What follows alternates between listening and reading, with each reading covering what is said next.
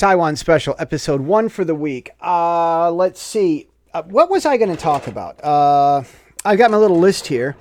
Something's come up. I've been traveling Vietnam and such. Democracy. Who is really responsible in democracy? This is just a little think piece for you. In Taiwan, technically it's a democracy, but there's a lot of complaint about how the government doesn't care about people. If you followed me at all, you know what I'm talking about. The government, they don't care. They do a bad job everywhere they go. It's really, really sad. But a lot of people in Taiwan complain about the government doing a bad job. The problem is, if you look at, I'm not gonna go on and on and on and on about Hong Kong and stuff, but the protests in Hong Kong, look at it. The protests in Hong Kong's technically not a democracy. Now, it should be because the Chinese promised, but since when did Chinese promises ever matter? So that's another discussion, but it's technically, it's right or wrong, probably wrong. It's not a democracy. But the people in Hong Kong expect the government to honor the will of the people. And so if the government doesn't honor the will of the people will rise up and be stronger and stronger and insist that the government serve the people. Because the people have the thinking of democracy, but the government doesn't. That's Hong Kong. In Taiwan, the government has the processes of democracy, but the people don't expect it.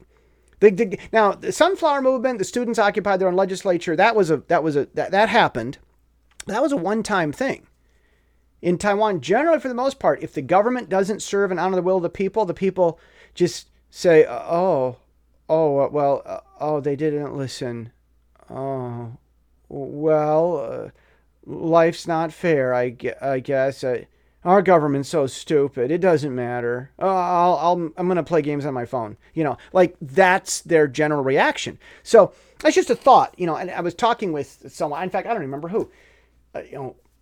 Who is it that really is responsible for Taiwan's government not respecting the people? It's the people of Taiwan that need to rise up and know that they are strong. Tolkien really had some insight in Lord of the Rings, the Two Towers. Gandalf said, the Ents are going to wake up and realize that they are strong. A lot of people don't know the strength that they have. The Taiwanese don't know how strong they are. But it's not government's job for government to obey the people. It's the people's job to make sure that the government obeys the people. And Benjamin Franklin said after the Constitutional Convention, he's outside, someone asked him, "What hath you wrought?" He said, "A republic if you can keep it." And I wrote about that in the People's Party, in my book. We don't live in a republic in America. It's not the United States of America is not a democracy. It's not a republic. It's a republic if you can keep it. And you have to keep it. You have to be active. You have to participate and be real. Same thing with parents. I see, in America, I'd go into people's homes and teach their kids, teaching piano lessons for 10 years. Over here in Asia, I get people want me to teach their kids Bible or computer or whatever. And so I've seen it for 25 years. I've watched how different families raise their kids. And across the board, the parents that are active have better kids. The parents who go, "Oh, my kid won't listen." Like that's all they do, "Oh, listen." Oh. It's like, stop whining and grunting and growling and moaning and complaining and get up and make the kids obey. Don't be angry and vitriolic. Don't sit there and whine about it. Tell the kid to sit in a chair, pick the kid up and put the kid in a chair.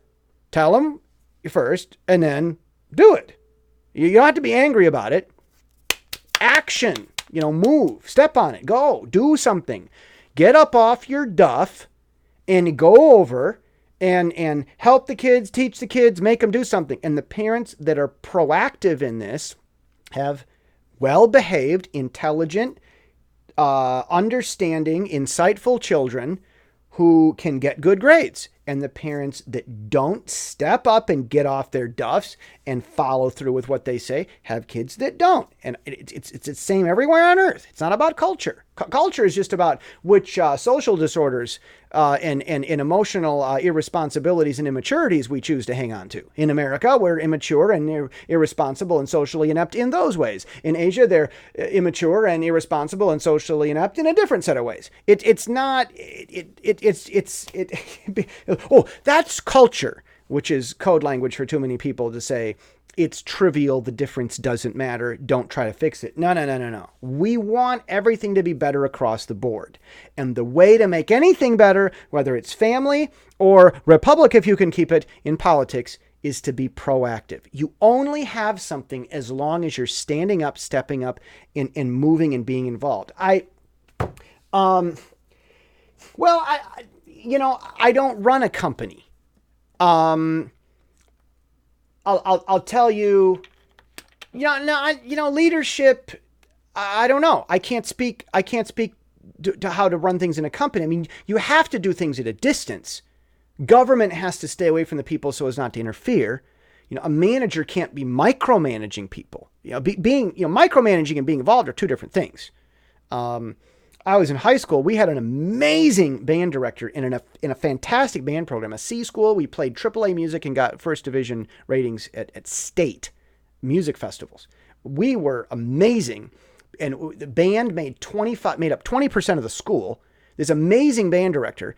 And he let us run ourselves. He had a high standard. He'd lead. He'd be simple and easy to follow. He'd do a lot of stuff himself. He actually wrote the marching routines himself rather than paying some company to write the football, halftime show thing. Like, he would create those himself. Normally you'd pay thousands of dollars to have some company do it for you. He saved a lot of money for the school so we could do other things.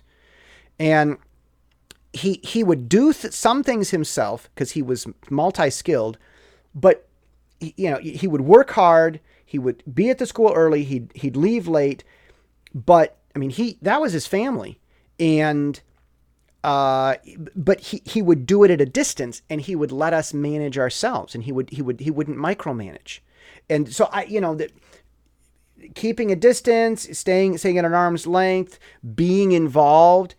It's all involved on some level. You don't want to mother smother, so to speak, if I can say that, mother. You don't want to over mother smother the kids. You don't want to be angry and abusive. You don't want to be AWOL, but you've got to be active and not lazy. That's the thing. You've got to be there and involved. It's the same thing with training a dog. It takes a lot of work. You got to get up and go do stuff. So, who's really in charge of democracy? Who's really responsible to make democracy be responsible? Okay, well, that's the Taiwan thought for the day. See you tomorrow.